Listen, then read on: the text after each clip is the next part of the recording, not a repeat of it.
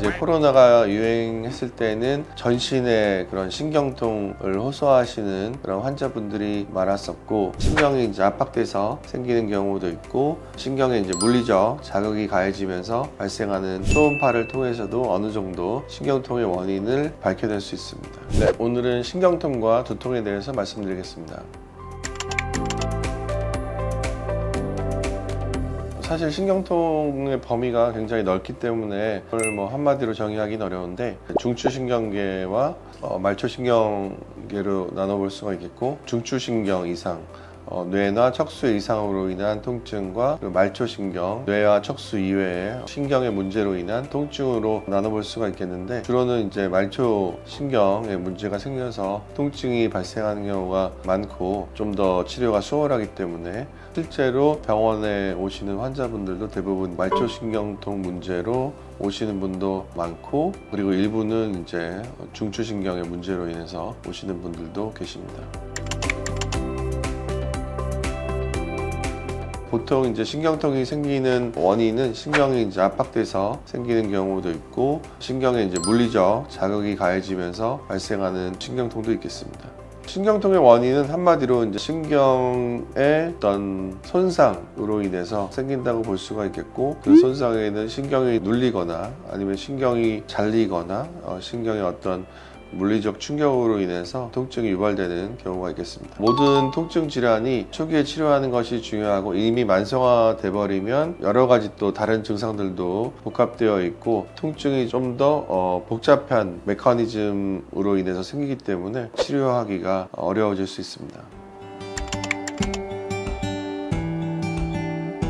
보통 이제 신경통이 있는 경우에는 근전도나 신경전도 검사, 체열 검사, 엑스레이, 초음파 검사, 필요한 경우에 MRI 검사, 여러 가지 검사를 시행해 볼 수 있겠는데, 환자마다 그 증상이나 통증 부위에 따라서 검사 방법은 달라질 수 있습니다. 그 중에서 일반적으로 많이 하는 검사는 이제 신경전도 검사라고 볼 수 있겠습니다. 신경통 검사에는 근전도와 신경전도 검사가 중요한 검사이긴 한데, 시행 방법이 좀 복잡하고, 그리고 꼭 필요하지 않은 경우도 있어서 최근에는 신경 검사를 이제 초음파를 통해서 하는 경우도 있습니다. 그래서 초음파 검사를 통해서 실제 신경이 어떤 근육에 의해서 눌려 있는지, 아니면 신경이 부어 있는지, 아니면 신경이 자극되어 있는지를 판별할 수가 있기 때문에 초음파를 통해서도 어느 정도 신경통의 원인을 밝혀낼 수 있습니다. 신경통의 종류가 정말 많지만, 이제 코로나가 유행했을 때는 전신에 그런 신경통을 호소하시는 그런 환자분들이 많았었고, 손목 터널증 같은 경우는 손목으로 지나가는 정중신경이라는 신경이 눌리면서 손이 저리고 통증이 유발되는 신경통을 유발하는 질환이라고 할 수가 있는데, 이런 신경통부터 해서 발 쪽에서는 유명한 신경통으로 지간신경종이라고 해서 발 쪽에 신경에 이제 염증이 발생하면 신경이 자극돼서 생기는 신경통도 있겠습니다. 두통도 일종의 신경통이라고 할 수가 있겠고요. 두 개 내에 다른 문제가 있다든지 다른 신경에 문제가 있어서 생기는 경우도 있지만, 보통은 목 쪽에 근육 문제, 그리고 목 부위의 신경 문제로 인해서 두통이 발생하는 경우가 많습니다. 대상포진 후 신경통이 생겼을 때 일단은 이제 약물 치료와 신경통이 발생한 부위에 주사 치료를 하는 것이 효과적일 수 있고, 수액 치료를 통해서 신경을 안정화시키고 신경통을 완화시키는 것이 중요한 치료법 중에 하나이고, 비타민 D 주사도 이런 신경통 완화에 효과가 있는 경우가 꽤 있어서 저희 병원에서는 비타민 D 주사, 수액 치료, 통증 부위의 주사 치료 등을 통해서 대상포진 후 신경통을 치료하고 있습니다. 그리고 통증이 좀 오래된 경우, 만성화된 경우에는 페인 스크램블러 치료를 통해서 통증을 느끼는 정도를 좀 더 완화하는 그런 치료를 하고 있습니다. 3차 신경통은 이제 뇌에서 나오는 여러 가지 신경 가닥들이 있는데, 그 중에서 3차 신경이라고 해서 귀 옆으로 나오는 그런 신경이 있는데, 이런 3차 신경이 압박되거나 어떤 문제가 생겨서 극심한 통증이 유발되는 경우를 3차 신경통이라고 하는데, 3차 신경통의 원인 중에서 머리 두개골 내에 이제 암이 발생해서 암에 의해서 3차 신경이 눌려서 생기는 3차 신경통도 있고, 그 외의 원인에 의한 3차 신경통도 있습니다.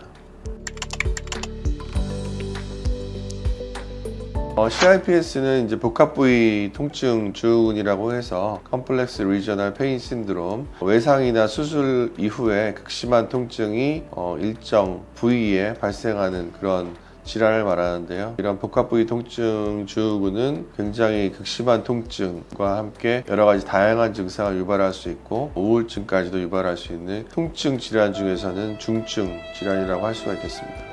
저희 병원에도 이제 CRPS 환자분이 이제 한 분 계신데, 그분은 마약성 진통제를 주입하는 기계를 몸에 이제 부착하고 계신 분인데 굉장히 오랫동안 통증으로 고생을 하고 계시는 분이 있습니다. 그래서 이분은 젊은 남자분이신데 이제 거동도 불편하시고 특정 신체 부위는 손으로 만지지도 못할 정도로 그런 극심한 통증이 있는 그런 환자분이 계십니다. CRPS 같은 경우에도 이제 초기에 치료하면 치료 효과가 좋은 경우가 있는데, 이미 통증이 너무 만성화돼서 있는 경우에는 치료가 그렇게 쉽지는 않은 편입니다.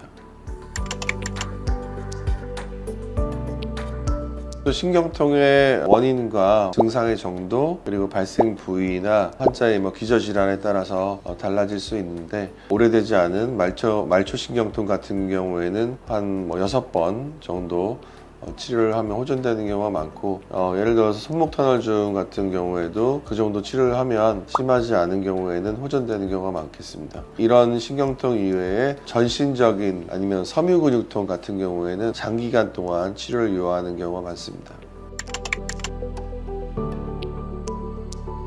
저리거나 찌르는 듯한 통증, 그런 통증이 있는 경우에는 신경에 문제가 있는 경우도 있고, 류마티스 질환 때문에 그런 통증이 생기는 경우도 있는데, 이런 통증을 그냥 그대로 방치했을 경우에는 이런 통증들이 만성화되면서 나중에는 치료가 더 어려워질 수 있기 때문에, 찌르는 듯한 통증, 찌릿찌릿한 통증, 저린 통증, 이런 종류의 통증이 있는 경우에는 빠른 시일 안에 검사를 통해서 원인을 밝히고 치료를 받는 것이 중요합니다.